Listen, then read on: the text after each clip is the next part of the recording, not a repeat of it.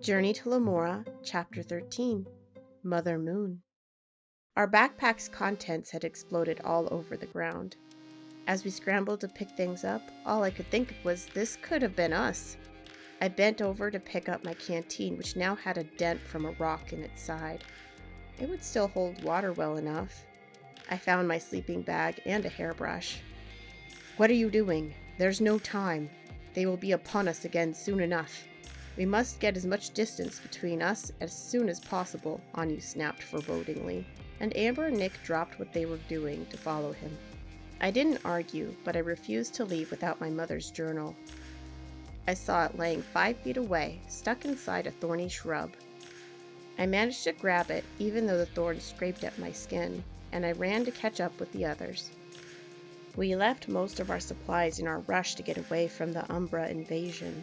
It wasn't until the sun began to set that we began to regret that decision. "Does anyone still have food?" I asked desperately, and Nick shook his head. "I'm starving," Nick groaned as we all trudged through the snow. Amber stared at her feet and pulled out a broken chocolate bar from her jacket pocket. "I know it's not survival gear or whatever, but it's all I have," she offered guiltily. But Nick and I grinned. "You're a lifesaver," we cheered together, and she broke the chocolate into pieces for us to share. "What is that?" Anyu asked, and sniffed curiously at the chocolate. "It's chocolate. Have some," I said, putting a small piece of my portion in my palm. "I thought chocolate was bad for cats," Amber retorted with her hand on her hip. "Oh, right. Sorry," I said, but Anyu shook his head. "I am not a cat. I am Rushtalon. Your mother told me about these cats from your world. We may have similarities, but we're not the same physically." "Different, and yet you still make me sneeze," Amber muttered to herself with crossed arms. "I don't smell anything dangerous." "I think I might try it," Anyu decided, and licked up a piece of the chocolate. Anyu's eyes went wide, and he sat still. For a moment I thought he was going to be sick, but he yowled and ran in a circle and laid on his back, rolling in the snow. "It makes me feel strangely happy," Anyu jabbered, swishing his tail playfully, and he darted around some trees. "Yeah, it does that to me too," I laughed. I liked my chocolate, but if anyone needed a boost, it was him. Anyu had just abandoned his home, his temple, and his pride so we could live. We were strangers to him, and yet he'd done nothing but protect and teach us ever since we came to Lemora. For some reason, he believed in us. We gave him hope. I didn't know what direction we were traveling in, but we'd been on our feet for hours. The sun was gone, and for the first time I saw the night sky in Lemora. The night was cold and clear, the stars bright and dazzling, and we camped in a small clearing in the woods. We had spent so much of our time in the caves we didn't notice how different this world was. There were 2 moons in the sky. One was bluish and slightly smaller than the other. We sat around our magic fire and listened to Anyu tell a tale. "My people call the smaller one Panic, for the daughter moon. The larger one is Ana, the mother moon.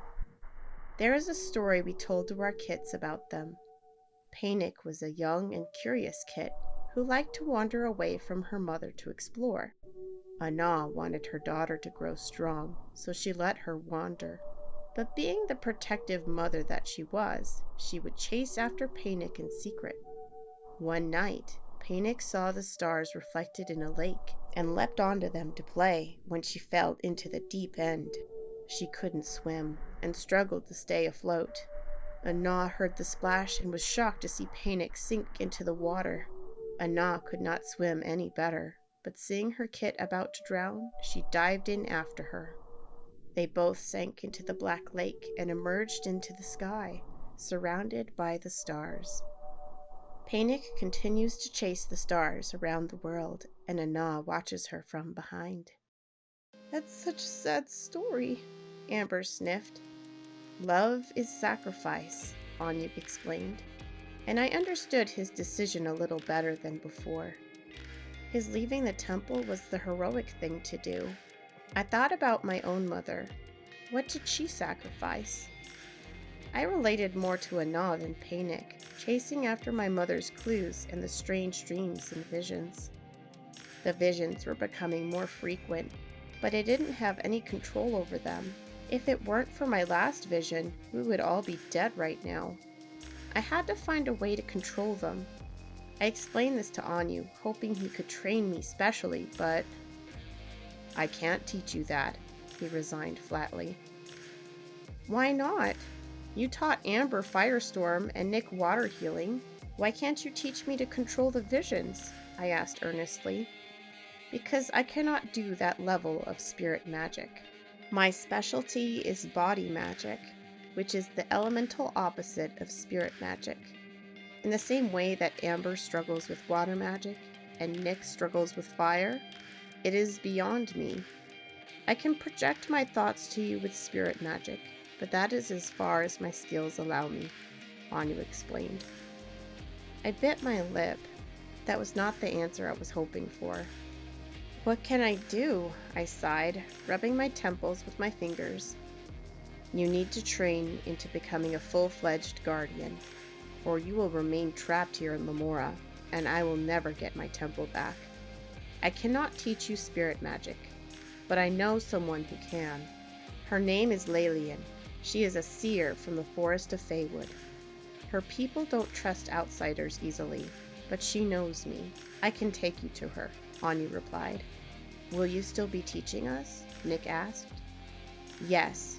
You aren't ready for body magic. However, when the time comes, perhaps you too could use a master in your affinity. Naucadia has the most powerful water magic users. I don't have any personal connections to them, and proving your worth might come difficult, he answered. I understand. I will have to train harder then, Nick agreed, clenching his fist. What about fire magic? Are there fire masters too? Amber interjected, and to our surprise, Anyu had a disgusted look on his face. The infernal wolves are the masters of fire, and none are more untrustworthy. They live in Magmaros, a land of fire and rock. That country willingly works with our enemies. It's unlikely that we will find a teacher there, Anyu growled bitterly. There seemed to be something personal about it, but we didn't press the issue. We laid down in a circle around the magic fire, stared up at the stars until sheer exhaustion put us to sleep. Anyu kept the first watch. I slept restlessly that night, tossing and turning from dreams. Dreams of mages learning all types of magic: wood, air, fire, water, body, spirit, light, and shadow. They could walk on the clouds and speak the language of animals. The magic filled them with such power and energy. The common folk came to them for counsel and aid, and sometimes even prayer. It felt so good, but after a while, it wasn't enough. They needed more. Soon they began to forget who they were. There was only magic and nothing else. It didn't matter where they got it from or who they hurt to get it. Their bodies started to decay and warp with each powerful spell they used. The darkness started to close in, and it was so heavy. Ordinary and menial things were impossible to do. If only they could reset time and go back. Yes, that was the spell. Ringing. Before it's too late. Ringing. Ringing song in my ears. Obey. Must obey. I woke up before the others had risen, and the sky started to lighten, but the sun had not broken the horizon yet. I rubbed my temples again. Was that a dream, or another one of the visions? Whatever it was horrific to see. The magic drove them all insane. I needed the knowledge to make these visions stop before they drove me crazy too. Hello, my name is Ella, and welcome to my channel. Here I'll be sharing with you my stories, artwork, animations. If you enjoy my content, please support me by clicking the like button, subscribing, sharing, or for notifications. Links to my website and social media are below. I will be releasing content in sequential order, so please check for new chapters each week.